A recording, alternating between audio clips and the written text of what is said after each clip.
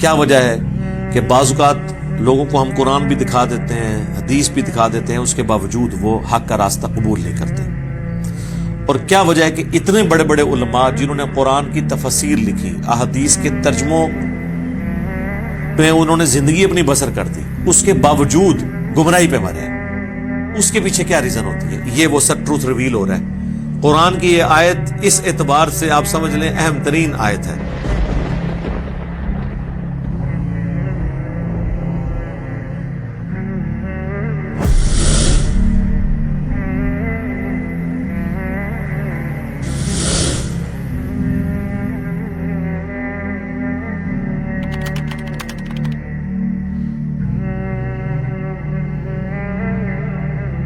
وَنُقَلِّبُ أَفْئِدَتَهُمْ وَأَبْصَارَهُمْ، ہم پھیر دیتے ہیں لوگوں کے دلوں کو اور آنکھوں کو حق بات قبول کرنے سے۔ یہ اللہ اپنی طرف منسوب کر رہا ہے کہ میں ہی نہیں قبول کرنے دیتا۔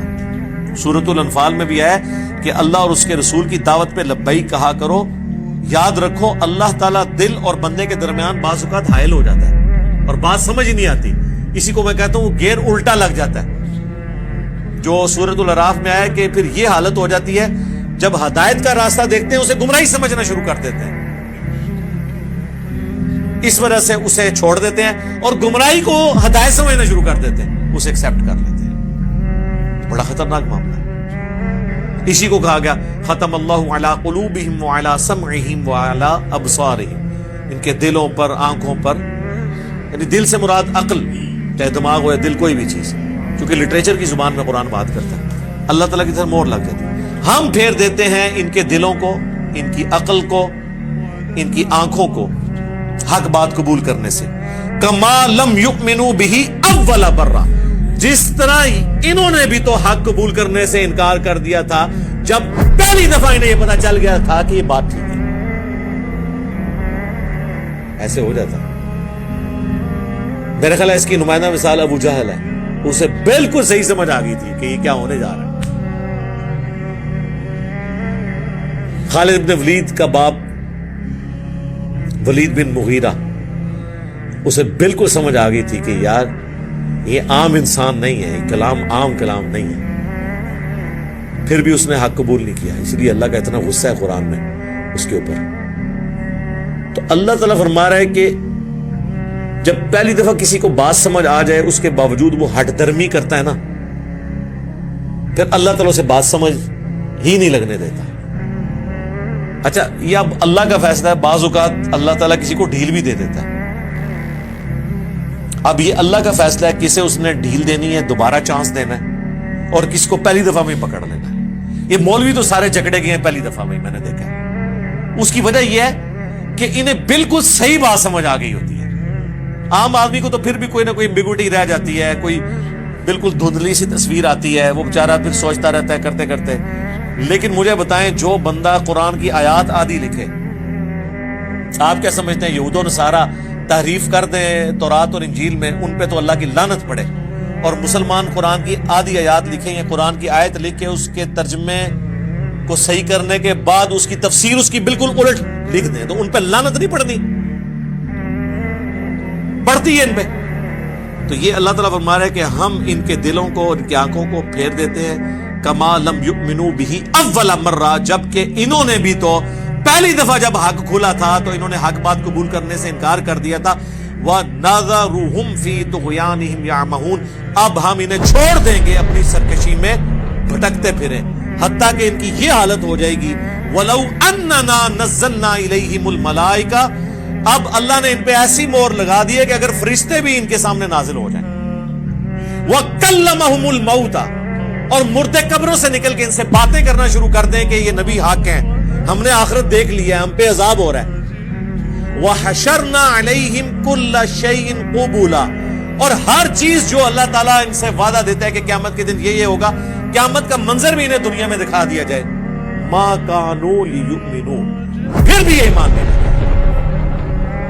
سرکار جب اللہ مہر لگا دے، چاہے فرشتے نظر آ جائیں، مردے نظر آ جائیں، جہنم نظر آ جائے، جنت کی حوریں نظر آ جائیں، جب اللہ نے کسی کے اوپر مہر لگا دی ہے تو اسے ہدایت نہیں. لہذا مولویوں کی، بزرگان دین کی ٹینشن نہ لیا کریں. جنہاں دی مت اللہ نے مار دیتی ہے اس وجہ نال کہ انہوں نے اپنے پیغمبر کے ساتھ غداری کی، عزتیں اویل کی رسول اللہ کے نام پر، سواریاں سوار کی اپنی گاڑیوں میں انہوں نے خانقاہوں میں مکے مدینے کے نام پر، اور اتاری جا کے جناب اجمیر شریف، بغداد شریف، دیوبند شریف، بریلی شریف، شیعہ شریف تے سنی شریف. الا ان یشاء اللہ، ہاں مگر اللہ ہی کسی کو زبردستی ہدایت دے دے کہ اسے آخری وقت میں کوئی بات سمجھ آ جائے وہ الگ بات ہے. ادروائز جب مہر لگ، یعنی یہ وہ مہر ہے، یہ وہ سیل ہے جس کو اللہ کھول سکتا ہے. وہ خاص کسی پہ کرم ہو جائے وہ ہو بھی جاتا ہے سرکار. وہ صحیح مسلم میں حدیث ہے، حضرت ابو ہریرہ کہتے ہیں یا رسول اللہ میری ماں آپ کو بہت گالیاں دیتی ہے، مجھ سے اب برداشت نہیں ہوتا، تو آپ دعا کرتے ہیں. حضرت ابو ہریرہ اتنی محنت کر چکے ہیں لیکن وہ ایمان نہیں لا رہی. بس کوئی قبولیت کا وقت تھا، اللہ کے نبی نے ہاتھ اٹھا دیے. یار کتنوں کے ماں باپ کے لیے اللہ کے نبی نے ہاتھ اٹھائے ہوں گے؟ یہ واقعہ ایک ہی ملتا ہے آپ کو. وہ اللہ کی طرف سے منظوری ہوئی ہے، دعا کے لیے ہاتھ اٹھائے. حضرت ابو ہریرہ کہتے ہیں میں نے حضور کی دعا ختم ہونے کا بھی انتظار نہیں کیا، میں دڑکی لا دیتی کہ اللہ کے نبی کی دعا پہلے ختم ہوتی ہے یا اسے قبولیت پہلے ملتی ہے.